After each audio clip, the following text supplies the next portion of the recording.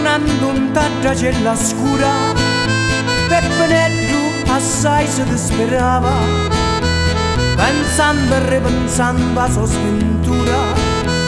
A 21 anni era proprio amara, afflitto cuore di padre e tesoro, e a mammicetta che non ce lo stava, e se non ne sciccaio presto moro, e sto pensiero assai lo tormentava. E in taddacella era tanta rabbia, lo cuore ci bruciava a Peppenetto, e con l'amici chiuso in tanta gabbia ci macinava lo suo cervello.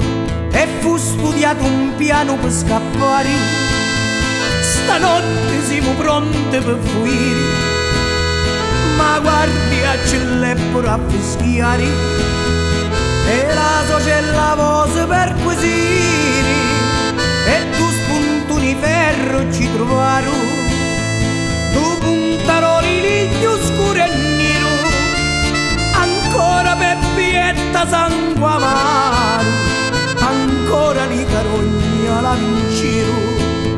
La direzione del carcere corre ai ripari e 3 giorni dopo, alle 3 del mattino, Musolino, Filastò, Surace e Saraceno furono bruscamente svegliati e con i ferri ai polsi trasferiti al carcere di Gerace, indicati come uomini pericolosi e da tenere isolati. Il riggio lo portarono a Gerace come se fosse una bestia feroce.